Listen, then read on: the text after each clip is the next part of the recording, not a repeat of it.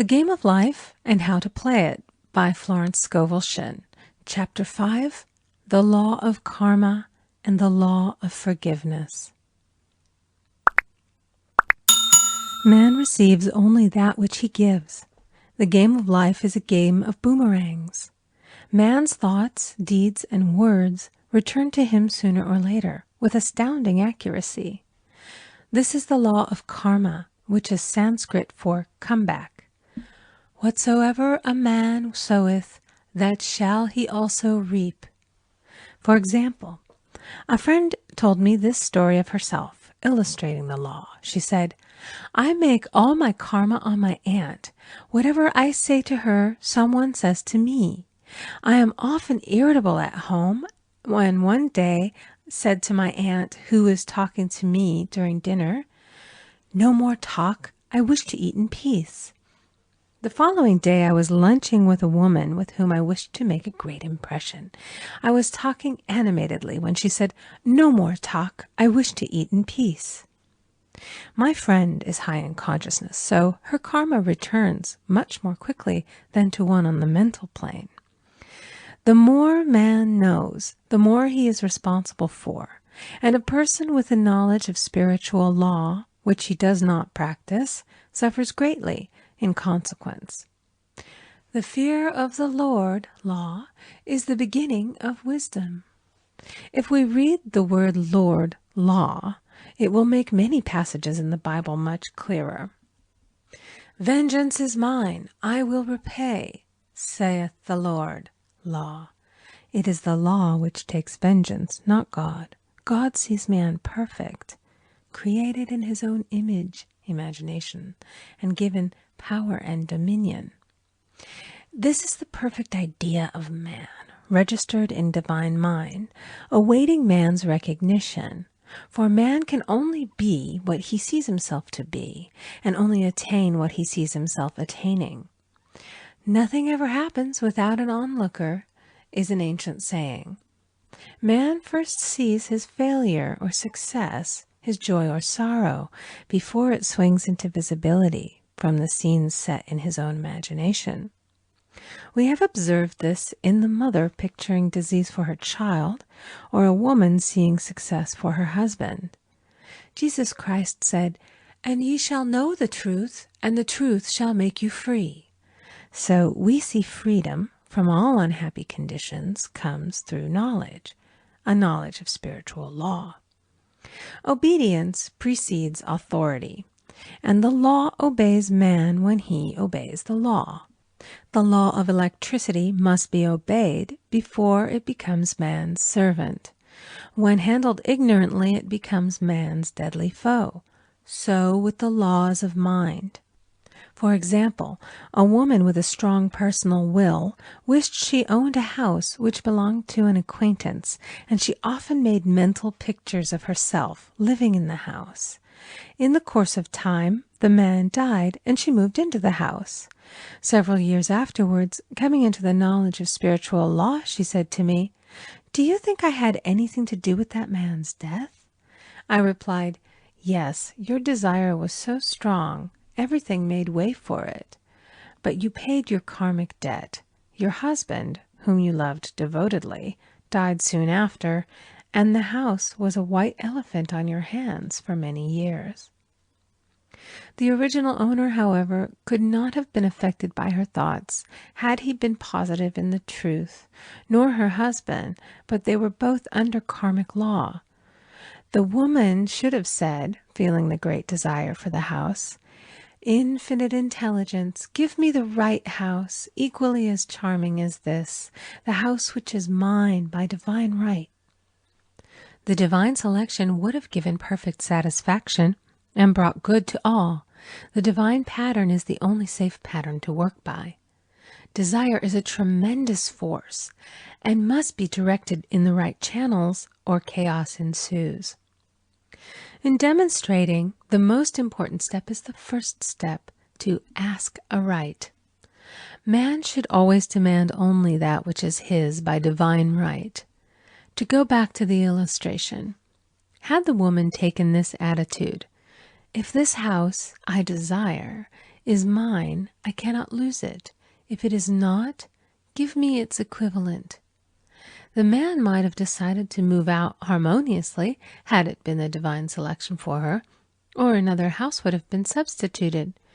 Anything forced into manifestation through personal will is always ill-got and has ever bad success. Man is admonished, "My will be done, not thine." And the curious thing is, man always gets just what he desires when he does relinquish all personal will, thereby enabling infinite intelligence to work through him. Stand ye still and see the salvation of the Lord. Law.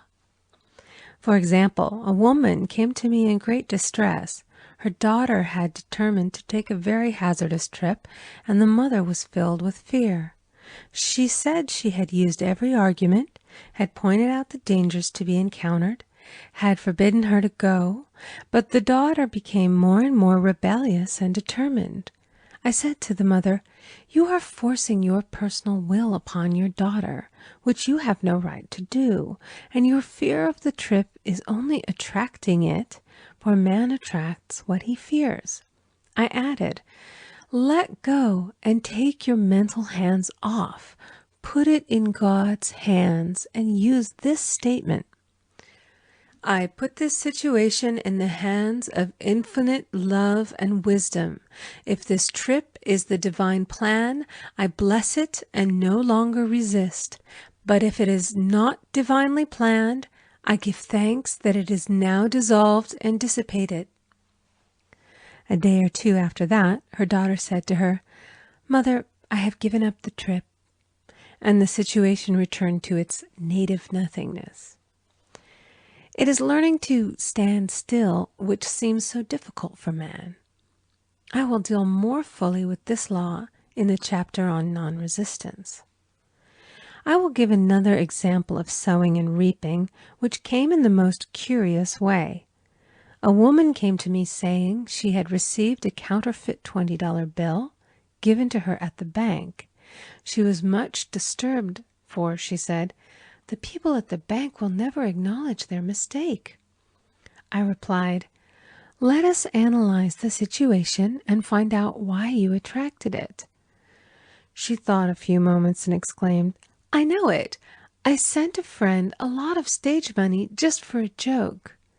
So the law had sent her some stage money, for it doesn't know anything about jokes. I said, "Now we will call on the law of forgiveness and neutralize the situation." Christianity is founded upon the law of forgiveness. Christ has redeemed us from the curse of the karmic law, and the Christ within each man is his redeemer and salvation from all inharmonious conditions. So I said, "Infinite Spirit, we call on the law of forgiveness and give thanks that she is under grace and not under law, and cannot lose this $20, which is hers by divine right." Now, I said, go back to the bank and tell them, fearlessly, that it was given you there by mistake. She obeyed, and, to her surprise, they apologized and gave her another bill, treating her most courteously. So knowledge of the law gives man power to rub out his mistakes. Man cannot force the external to be what he is not. If he desires riches, he must be rich first in consciousness. For example, a woman came to me asking treatment for prosperity. She did not take much interest in her household affairs, and her home was in great disorder. I said to her, "If you wish to be rich, you must be orderly. All men with great wealth are orderly, and order is heaven's first law." I added, "You will never become rich with a burnt match in the pincushion." She had a good sense of humor and commenced immediately putting her house in order. She rearranged furniture, straightened out her bureau drawers, cleaned rugs, and soon made a big financial demonstration, a gift from a relative. The woman herself became made over and keeps herself keyed up financially by being ever watchful of the external and expecting prosperity, knowing God is her supply. Many people are in ignorance of the fact that gifts and things are investments, and that hoarding and saving invariably lead to loss. There is that scattereth, and yet increaseth. There is that withholdeth more than is meet, but it tendeth to poverty. For example, I knew a man who wanted to buy a fur-lined overcoat. He and his wife went to various shops, but there was none he wanted. He said they were all too cheap-looking. At last he was shown one the salesman said was valued at $1,000, but which the manager would sell him for $500, as it was late in the season. His financial possessions amounted to about $700. The reasoning mind would have said, "You can't afford to spend nearly all you have on a coat." But he was very intuitive and never reasoned. He turned to his wife and said, "If I get this coat, I'll make a ton of money." So his wife consented, weakly. About a month later, he received a $10,000 commission. The coat made him feel so rich, it linked him with success and prosperity. Without the coat, he would not have received the commission. It was an investment paying large dividends. If man ignores these leadings to spend or to give, the same amount of money will go in an uninteresting or unhappy way.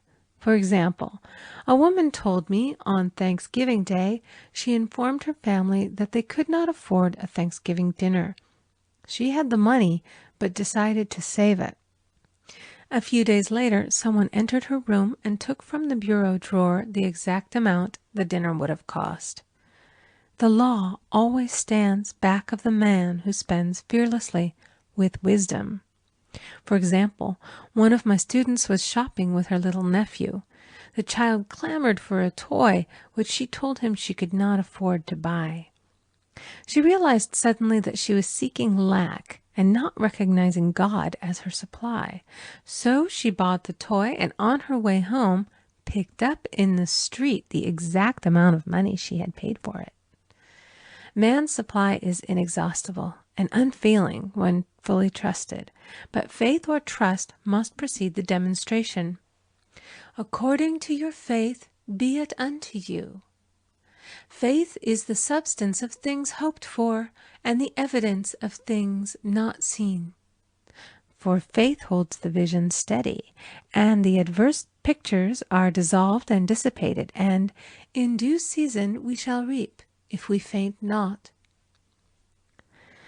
Jesus Christ brought the good news, the gospel, that there was a higher law than the law of karma, and that law transcends the law of karma. It is the law of grace or forgiveness. It is the law which frees man from the law of cause and effect, the law of consequence. Under grace, not under law. We are told that on this plane, man reaps where he has not sown. The gifts of God are simply poured out upon him. All that the kingdom affords is his. This continued state of bliss awaits the man who has overcome the race or world thought. In the world thought there is tribulation, but as Jesus Christ said, "Be of good cheer, I have overcome the world." The world thought is that of sin, sickness, and death.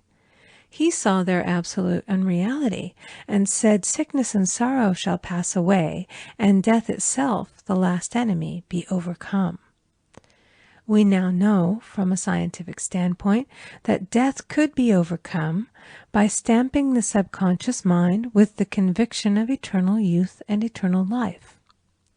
The subconscious, being simply power without direction, carries out orders without questioning. Working under the direction of the superconscious, the Christ or God within man, the resurrection of the body would be accomplished. Man would no longer throw off his body in death. It would be transformed into the body electric, sung by Walt Whitman, for Christianity is founded upon the forgiveness of sins and an empty tomb.